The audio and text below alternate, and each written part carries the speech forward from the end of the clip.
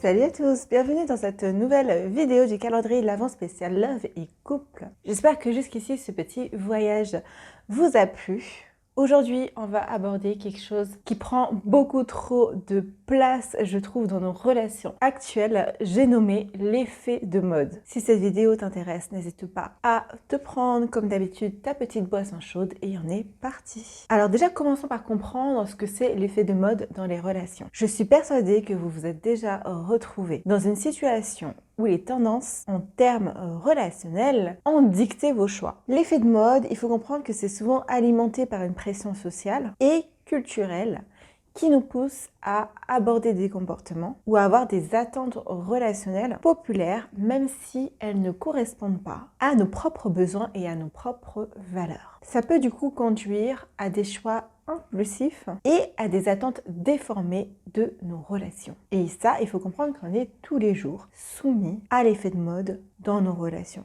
Tous les jours, quand on swipe sur Instagram, Facebook, qu'on parle même à nos collègues et qui nous racontent leurs histoires, on est constamment soumis à comment devrait être une relation, comment ça se passe chez mon voisin. Et ça nous met dans une posture en fait de questionnement. On est sans arrêt à s'interroger si on fait les choses bien, si on fait les choses mal, si notre situation est normale, si notre situation est anormale, etc. Prenons l'exemple le plus répandu de la société et de la famille aussi, qui veut nous faire croire et qui encourage même les couples à définir leur succès en fonction de jalons spécifiques, tels que le mariage, l'achat de la maison, avec option chien aussi, pourquoi pas, la mise en route du premier enfant, plutôt que de considérer la qualité de la connexion émotionnelle. Ça, on s'en fiche. Tant que vous avez la maison, que vous vous mariez, que vous avez le premier enfant, vous rentrez dans les clous, vous rentrez dans les cases d'un couple à succès.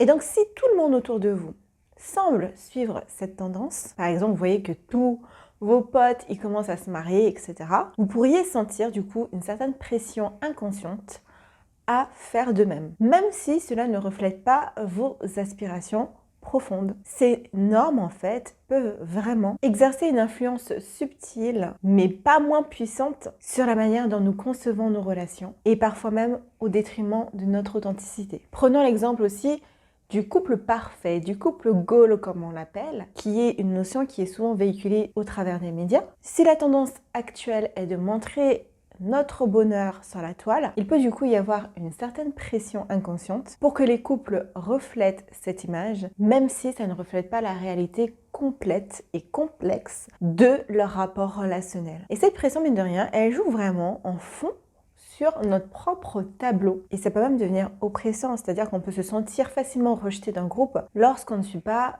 cette tendance-là, ou pas accepté d'un groupe, ou non reconnu, parce qu'on n'a pas fait cette expérience-là très précise. Et donc cette pression de conformité, elle peut vraiment avoir un impact assez considérable sur nous-mêmes. Ça peut nous pousser à sacrifier nos besoins individuels au profit de l'acceptation sociale. Et ça va venir créer un écart entre nos véritables aspirations et ce que nous pensons être socialement acceptable. Du coup, cette pression sociétale nous pousse, du moins pousse les couples, à avoir l'impression qu'ils sont à la ramasse par rapport à d'autres couples. Et certains couples vont se sentir obligés de suivre un certain schéma qui est dicté par la société ou par la pression extérieure familiale, un schéma qui ne correspond pas forcément à leur rythme naturel et au bon développement de leur relation.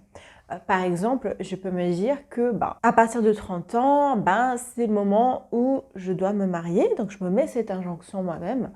On ne sait pas d'où elle vient, mais je me la mets. Arrivé 30 ans, je rencontre quelqu'un et je vais aller me précipiter en fait avec cette personne et me dire « Oh là là, il faut absolument que je me marie cette année ». Et donc, je vais mettre une certaine pression aussi dans le couple, du fait que j'ai envie que ça aille vite, parce que je me suis mise des normes qui ne correspondent pas forcément à mon fonctionnement de base, mais qui me semblent socialement acceptables. Et donc, je vais me jeter à corps perdu dans une amourette pour pouvoir réaliser les objectifs de la société, là où je pourrais tout simplement prendre mon temps et sélectionner mon partenaire avec soin pour me marier ou pas me marier, peu importe, ça serait un choix qui serait conjoint avec l'autre. Alors, comment redéfinir nos propres succès relationnels, nos propres normes en couple pour être le plus authentique possible? Eh bien, ça va passer par redéfinir le succès relationnel en se basant sur notre satisfaction personnelle plutôt que sur la conformité aux attentes externes.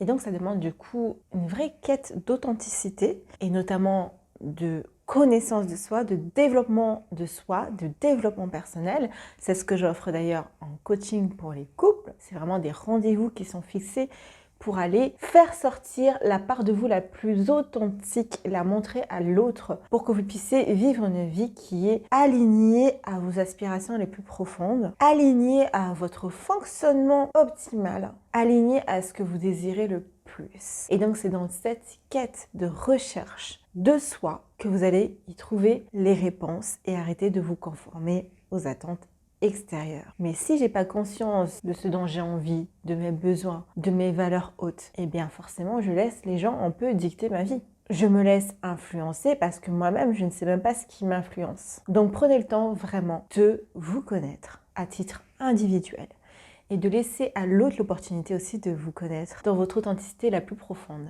C'est déjà la fin de cette vidéo, j'espère qu'elle vous aura plu. Comme d'habitude, n'hésite pas à liker la vidéo, ça me permet de me référencer sur YouTube. N'oublie pas de t'abonner et je te dis à demain. Des bisous, ciao ciao.